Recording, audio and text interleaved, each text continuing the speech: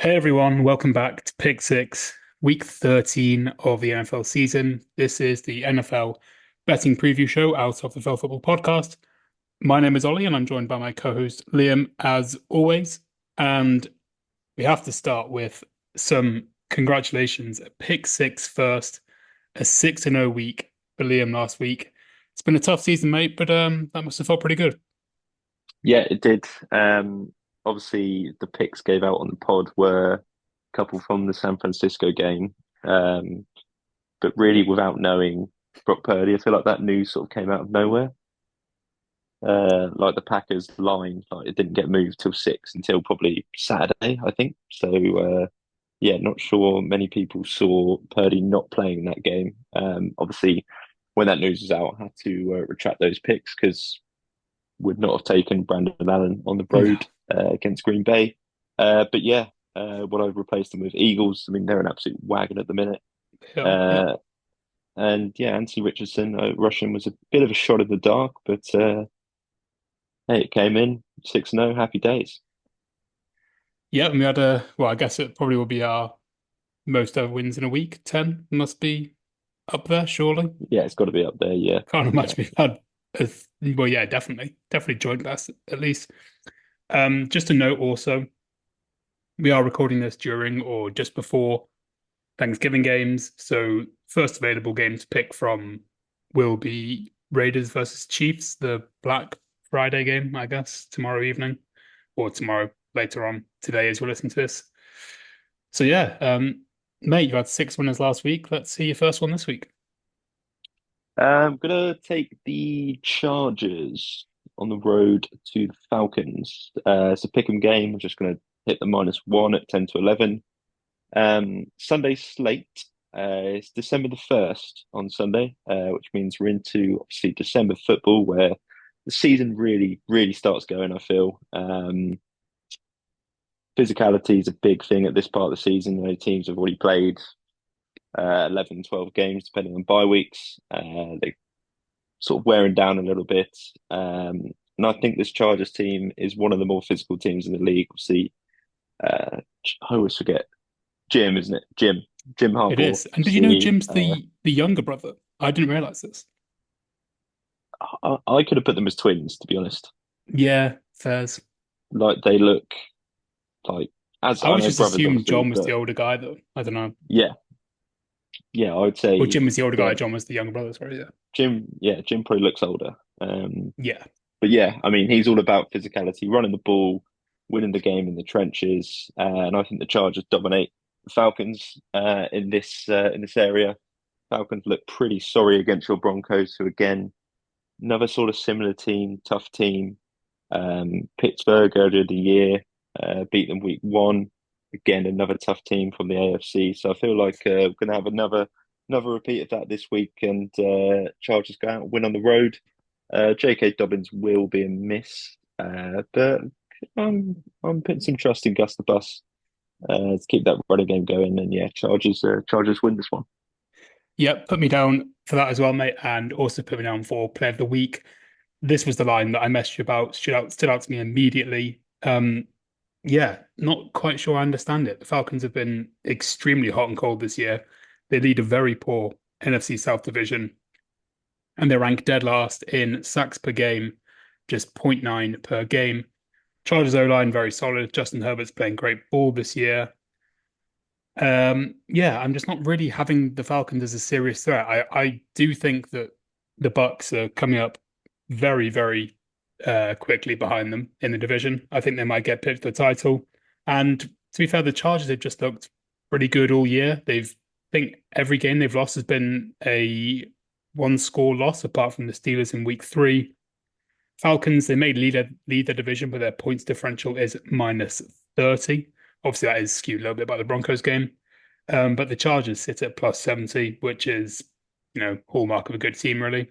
I mean, for selfish purposes, the Falcons win would be great because the Broncos could close in on the Chargers. But yeah, I think the Chargers will get this done pretty easily. -1, fine with me.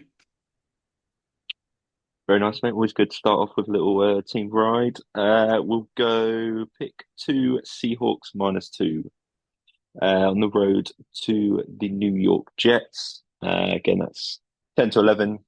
It's actually opened with Jets favourite on Monday, which I mean, how the Jets can still be favoured in games is pretty shocking to me.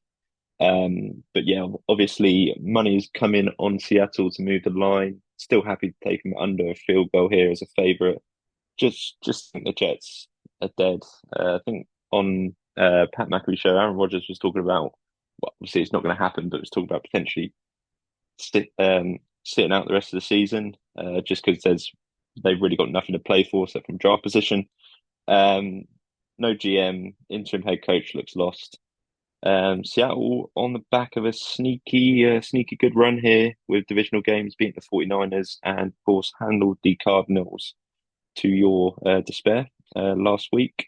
So, yeah, we'll fade the Jets again and take the Seahawks on a bit of a run. Yeah, I'm surprised the line didn't move a little bit because I don't think Brees Hall practiced on Wednesday, which feels Okay. pretty big for the Jets. Um, but yeah, I've got an LA double up, which I only just realized. I'm taking the Rams minus. It's minus 2.5 currently, which is 4 to 5. So it might end up at minus 3 at 10 to 11, which I'm fine with as well. Um, I think these are two pretty interesting teams, all things considered, this year. The Saints have obviously they won two in amazing fashion, put up like 100 points. Then they lost seven on the spin. And then they sort of had this fluke win over the Falcons where Young Wei Koo misses like three field goals. And then they beat a Browns team where Taysom Hill had one of the best games ever. Uh, but yeah, I just have a lot more confidence that the Rams are a more serious team. They're getting healthier too. They get the guy on the O line back. I think it's Rob Havenstein is his name. Yeah, right Is he tackle, I this? think. Yes. If he's the right tackle, yeah.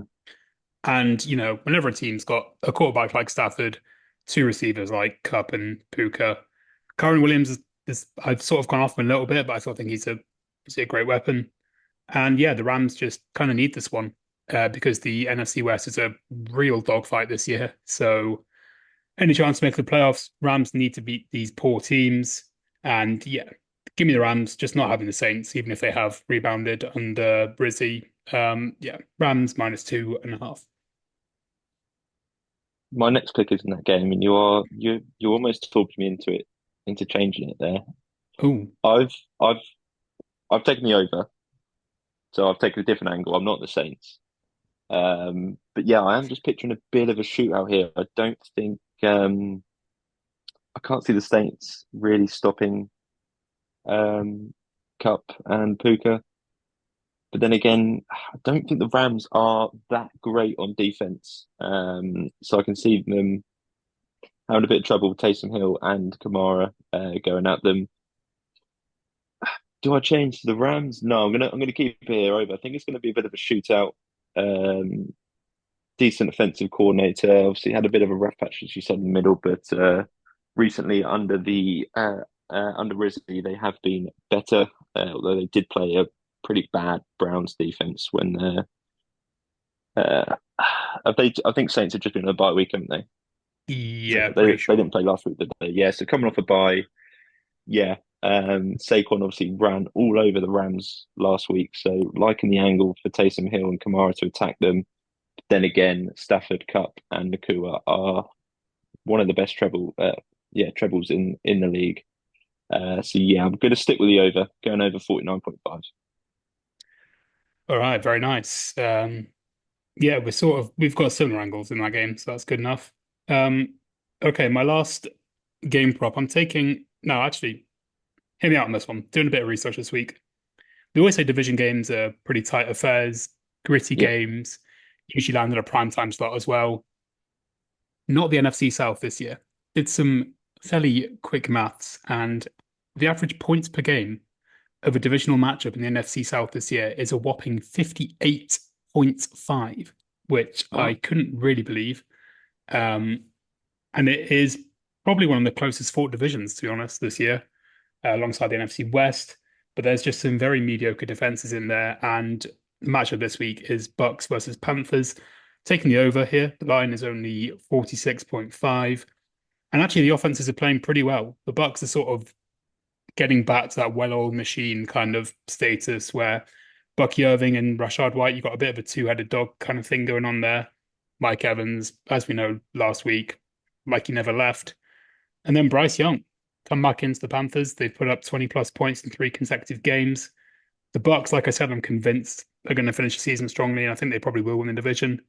But their pass defense is pretty horrific. And the Panthers' struggles on defense are very well documented. And four of their last five games have gone over. So we're going over again. 46.5 points in Carolina versus Tampa Bay.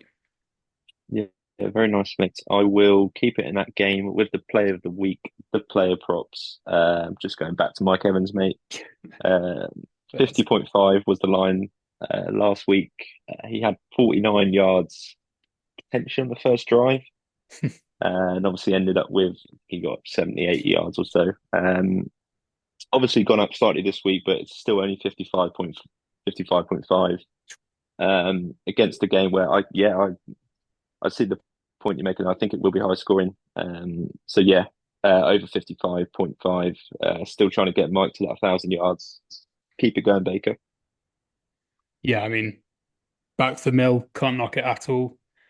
I've got three running back props coming up here, and they're all receiving yards. So that's Oh, I know, yeah, we're fading good run defenses. I've got James Conner over 18.5 receiving yards. He's actually struggled on the ground quite a lot the last couple of games. I would know because he's in my fantasy team and he's got about not many points in the last couple of weeks. But it's actually through the air where he's had a lot of his joy. And now he goes against a Vikings defense, which allows the least rushing yards per game, just 77. And the Cards also 3.5 point underdogs here. So the game script really doesn't favor rushing at all for the Cards. But you still got to get James Conner involved. You can't throw everything to Trey McBride and Marvin Harrison Jr. Quick screens, dump offs. He's gone over this line in four of his last six, two plus receptions in every game since week five. Should be a doozy. James Conner over 18.5 receiving yards. yeah, nice. I was very tempted by his rushing yards because they were, I think it was only like 45 that nearly got put in. But as you said, Vikings, the very best at stopping the run. So yeah, I will go back to another receiver here. Got Jackson Smith and Jigba, so keeping it in the Seattle v Jets game, over 52.5 receiving yards. I was a little bit confused here. He's on one of the best runs of his career, putting up touchdowns, putting up 70, 80, 100 yard receiving games in the last four or five.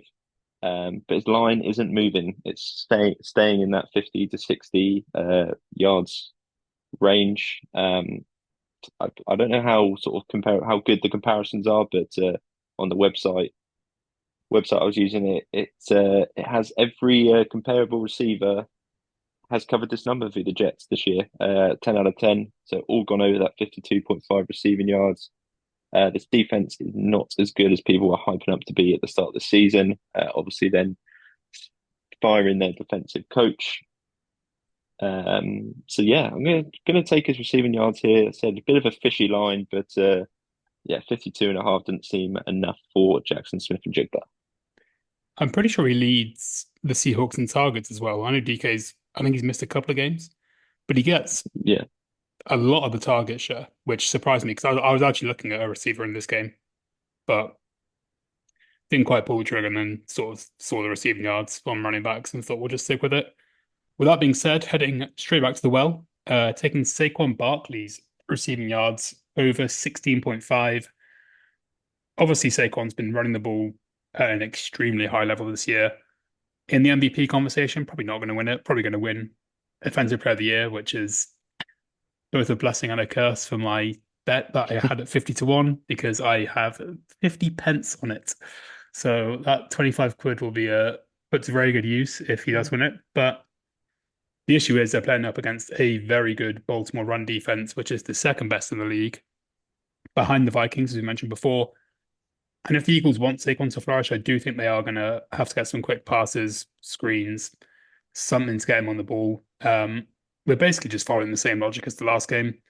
And if they get the ball away from the Ravens' front four and sort of into the spaces wide of the linebackers, I think Roquan Smith. Oh no, is he? Yeah, Roquan Smith, I think, is going to play. He missed the last game against the Chargers. We should be all good. The Ravens have a very bad pass defense. Their tackling's been sort of issues with their DBs.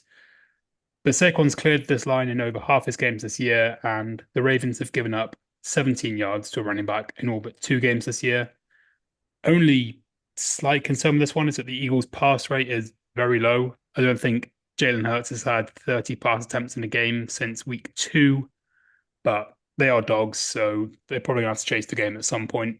Should be a cracking game either way, and let's hope Saquon gets up to 17 receiving yards. Yeah, it seems pretty low. He always seems to come out of games with sort of like 3 catches for 40 yards, doesn't he? So does seem like a low line. I will go the running back as well, but I have gone for rushing. Gone back to Joe Mixon. Lines up at 79.5. So I'm going to go over. So don't usually take these high numbers, but the line dropping just under 80 there, especially after the last few weeks, it's been closer to 90. Didn't have a great game last week. I think they just couldn't get the running game going, but that Tennessee front is pretty impressive with Jeffrey Simmons almost just destroying the whole run game Texans had. But yeah, I think they need to get back to running the ball here against Jacksonville. They're at home. No, sorry, they're on the road. I think it's going to be hot, but I think they just need to, yeah, just get Mixon going. He's had so much success this season. In divisional games, he's gone over 100 yards against the Colts twice. Obviously, didn't have an ideal day against the Titans, as I just said. But yeah, CJ Stroud's not playing very well at the moment, making bad reads, just not playing, obviously, as he was last year, where he was so good. Jaguars aren't a good team. They're going to have new coaching staff next season. They can't really go anywhere from there. Again, they're sort of playing for the number one pick as well. Um, gonna, yeah, happy to take Mixon here. Texans dominate the game, maybe cover the spread, and Mixon goes probably for 100 yards. Yeah, very nice. Another one that I was looking at, and I think the Texans have one of the highest run rates on first and second down as well. So Mixon does get a lot of the ball. He has like I think I was looking, he's had like 24 touches in 5 of his last 6 games. So yeah, even if he averages what, like 3 and a bit yards a carry, he's still going to Yeah, go over 80. So yeah, exactly. Yeah, should be good. One thing I don't think I've taken enough of this year is Bengals players, considering how sort of explosive the offense has been. So we're going to Chase Brown. I asked you about this earlier, obviously, about where Zach Moss was. I kind of forgot that he had a pretty severe injury. yeah. Um, It sort of came out of nowhere. I didn't see it happen in a game. I think he did no, it in practice. And yeah, yeah, he's like fractured his neck or something. So yeah, he's probably played his last snaps for us. He was only on a 1 year deal. So, but yeah, no, Chase Brown's a stud. So yeah, Chase go Brown. on. But the line's a little bit high here. We're getting 26 and a half receiving yards for taking the over. But Brown's target share, snap count since Zach Moss' injury has absolutely skyrocketed. He's playing around 80% of the snaps now, so he's pretty much a 3 down back. And he's had 19 receptions in his last 3 and had 21 targets in that time. He's gone over 50 yards in his last 3 games, let alone 26 and a half. It's been the year of the running back in general. I think obviously Saquon and Derrick Henry are both having sort of these amazing years. Receivers have had injuries, has been sort of, you know, big names not really working out.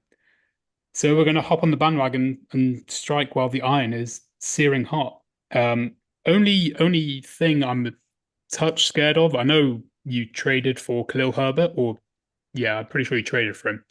Yeah, Um, a little bit worried that he might see a little bit more action off a bye week, but I don't think you can take the ball away from Chase Brown at the moment. We're obviously going against a Pittsburgh defense, which is again really good at stopping the run. But the logic behind these picks is that if you can't run against them, you're going to have to get the running back involved somehow, get it to them through the air. And the running back has cleared this line in 7 of 12 games versus Pittsburgh this season. So yeah, bodes well for us. Would you like to go through yours again one more time, please, mate? Absolutely. Chargers -1, Seahawks -2, Saints Rams over 49.5. Play of the week was back to Mike Evans, 55.5 receiving yards over.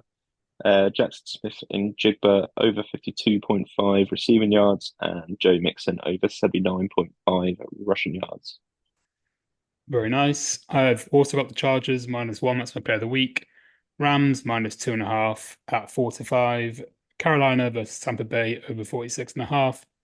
Player props: James Conner over 18.5 receiving yards, Saquon Barkley over 16.5 receiving yards, and Chase Bran over 26.5 receiving yards. We have got a lot of overs this week, a lot of overs and favorites. In fact, that's just what the week consists of.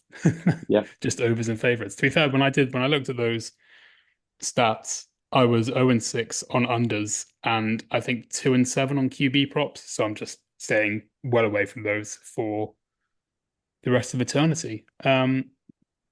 TNF. it's a So bit that'll of a be what? banger, I think I saw. Is it? It's Packers Lions. Yeah, I'm pretty sure. Yeah, I think that, yeah. Big spread as well, it was. Yeah, Packers 5.5 point dogs, and the total is 51.5. Ooh. Let me just, I can actually consult my spreadsheet very quickly and see what the points per game is on NFC North. I think it was a little bit lower. What are we looking? There's been Um, some pretty good games in it off the top of my oh head. no, we have 50.8. So it's right up there with the line, which is 51.5. Um, Packers Bears was 2019. Packers Lions was 14-24, and Packers Vikings was 31-29. So yeah, I don't know. I think I'd maybe side with the Lions 5.5. Just You can't go against them, can it's you? just Every hard. week Yeah, they it's trot so out and difficult to put bet up against them. 30, 40 points.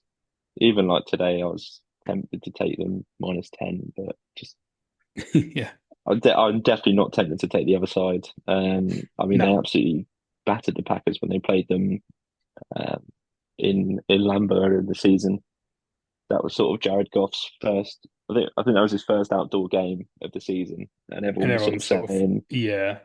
"Can he play outdoors?" And so, I mean, it's a quite a stupid point to make because I'm sure they train outdoors, and I'm sure, yeah. Yeah. But yeah, I mean, 5.5 under a touchdown. Let's take the Lions in that one. Yeah, I'm there with you, mate, I think. Anything under a touchdown for the Lions and the state they're in just seems pretty obscene to me, even though the Packers are obviously a very good team. So there we go then. Picks done, TNF done. It is Thanksgiving, so we'll wish a happy Thanksgiving to our listeners, even though when this comes out, it will not be Thanksgiving, but hopefully everyone had a good day. Mate, best luck with the picks. Hopefully we can both go 6-0 this week. Absolutely, mate. On a bit of a heater in the minute, 10-2 last 2 weeks. So yeah, Yeah. let's keep that going. Yeah, we'll both be at 500 before you know it. Everyone Absolutely. else, thank you for listening and catch you in the next one.